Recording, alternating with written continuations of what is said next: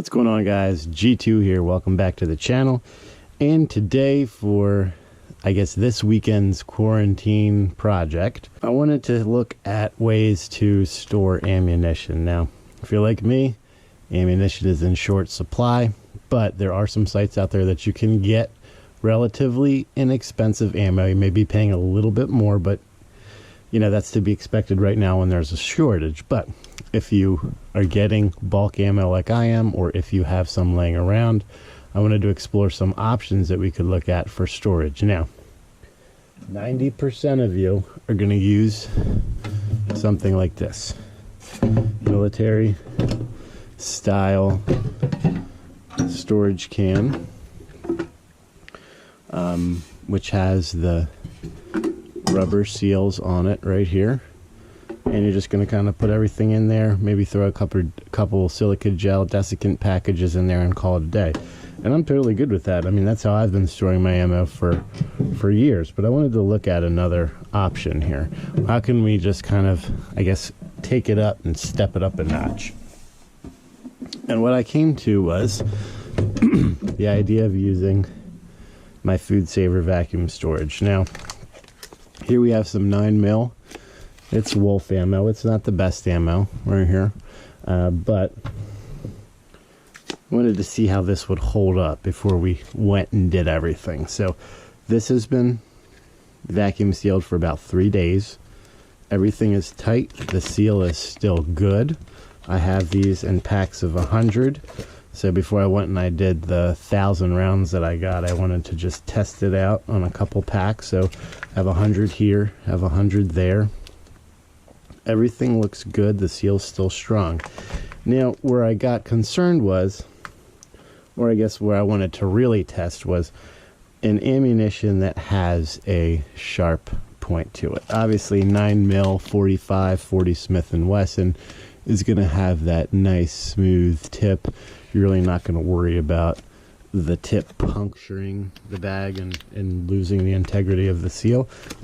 So what we have here are some 308 Winchesters that I did. Now, I kept them in their original plastic packaging just because I wanted to keep them in some semblance of an order. So you can see here on this side, this is ideal, where the tips are coming into each other and the primers are out on the edge. Now, on this side, you can see we have our tips exposed to the end of our bag. Now, as of right now, 3 days in, they have not punctured through, but I'm a little concerned as to maybe the integrity of this over time, moving them in and out of the bag. I think this is probably going to fail. So what I'm thinking is, if I just do that on either side, it should work fine. So what we're going to do here on camera is I'm going to do this and use another test example, but just use 2 strips instead of 3. So let's put these off to the side, and then obviously what we would do with these once we're done is we would place them in our storage container like so. We'd have one for 9mm, one for our 308. Our 308s would probably sit this way, and we would just stack them. So that's kind of what we're doing this weekend. So let's do a test pack here together, and we'll see if we can kind of make this a little bit better. Alright, so for those of you who may be unaware as to what this is a FoodSaver. You use it to pre-package your food, vacuum seal it, put it in the refrigerator, put it in the freezer, prevents freezer burn, unlike Ziploc baggies will experience over time. It will eventually freezer burn, but you're going to get much more longevity out of your food by doing it this way. And it's very, very simple to operate. These come in either individual bags or a roll. The roll is an open end all the way through, so you just seal off your edges, fill, and continue. So here's what we're going to do. We're going to open this guy up. We're going to seal our end here, which is open. We're just going to place that right into the FoodSaver. We're going to close this down, and then we're going to press this seal button, And the seal all takes, I don't know, all in all maybe 10 seconds, and once this little red light goes off, we know that we're sealed. Okay, so now we have placed a seal onto the end of this bag. It's no longer able to open.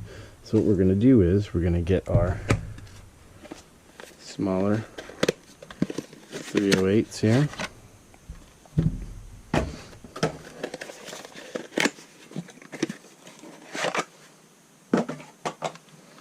And we're just going to kind of give ourselves an idea as to how big we want this bag to be. And I'm thinking probably about right here should be good.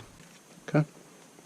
So now we have that done, we're going to get our ammunition. Now obviously in the ideal world we would be using a smaller bag, so we would be able to, you know, maximize our storage capacity and not waste so much bag.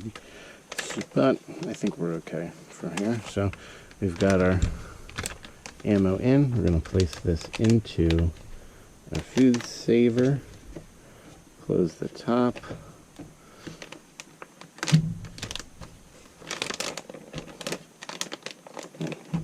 Let's try it this way. That may be a little bit better. Yeah. It may have gone a little skimpy on this bag, but we should be able to make it work. Okay, so we're going to close this and we're going to press vacuum seal.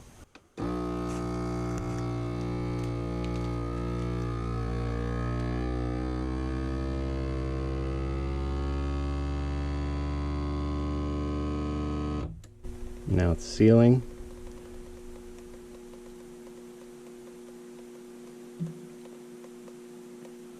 Once that light goes off, we should be good. Okay.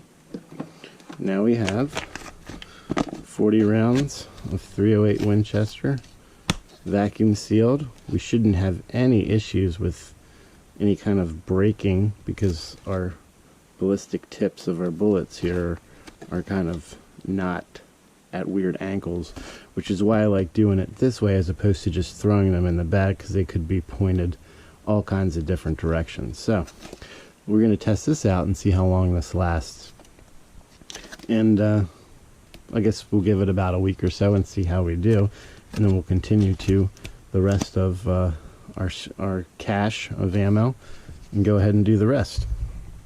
Now, obviously this is something that you wouldn't want to do with all of your ammunition. This is just for your stockpile. I would always suggest that when you're storing these, make sure you're paying attention to the temperature at which you store them. Too hot will degrade the gunpowder. A good working temperature is between 55 and 75 degrees is optimal. If you're using one of those, this on top of a can, even better. Just keep them in your basement. I would stay away from keeping them outside in a shed or in your attic or in your car. Somewhere cool where they can just kind of sit and rest and be ready for you when you need them. So guys, that's going to wrap up for today's video. I'm going to do a follow-up on this in probably about a couple weeks or so, just to let you see how they're progressing and if we've seen any changes on that. So I'd like to hear your opinions on this. Have you tried this? I haven't really seen a lot of bad feedback on this, but you know, you guys know as a community a lot better than one single person would know. So I'd love to hear your ideas, your feedback, if you've tried this, if it's worked, if it hasn't worked, and leave it below in the comments and let me know. So until next time, make sure you're practicing safe weapon handling at all time, treating every weapon as if it was loaded, and you are teaching and educating your family, friends, and your shooting buddies on proper gun safety and handling. God bless America. G2 out.